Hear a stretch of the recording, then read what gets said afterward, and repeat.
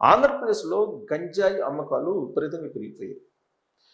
ప్రత్యేకించి చాక్లెట్స్‌లో గంజాయిని అమ్ముతున్నారు. చాక్లెట్ మీద ఈ గంజాయి పూత పూసేసి చాక్లెట్స్ అమ్ముతున్నారు. ఇది అమ్మేటువంటి వాళ్ళు ఎవరో కాదు, యూత్, యువకులు. 20-25 సంవత్సరాల మధ్య ఉన్నటువంటి యువకులు ఈ గంజాయి చాక్లెట్స్ని అమ్ముతున్నారు. ఎక్కడ అమ్ముతున్నారు అని అంటే కాలేజీల్లో, స్కూల్స్లో వీటిని అమ్ముతూ ఉన్నారు. ఈ దందాన్ని బ్రేక్ చేసింది ఒంగోలు పోలీస్. మార్కాపురం దగ్గర నుంచి ఒంగోలు దాకా ఈ దందాన్ని నిర్వహిస్తున్నారు. వాస్తవంగా 2019 నుంచి 2024 మధ్యలో గంజాయి సాగు ఆంధ్రప్రదేశ్లో ఎక్కువైంది.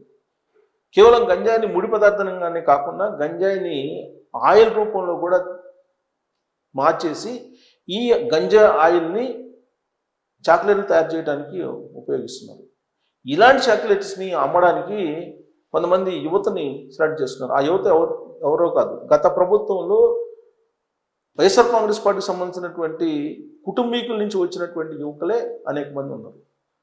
వాళ్ళు స్కూల్స్లో, కాలేజీల్లో, లేదంటే కొన్ని చోట్ల ఐస్లు అమ్మే దగ్గర, లేదంటే వీళ్ళు పిల్లలు పోయి ఎక్కడైతే వాళ్ళు తినుబండలు కొనుక్కుంటున్నారో అక్కడ ఉండి ఈ చాక్లెట్స్ని మార్కెట్ చేస్తున్నారు. ఆ కారణం చేత వీళ్ళు డబ్బులు సంపాదిస్తున్నారు.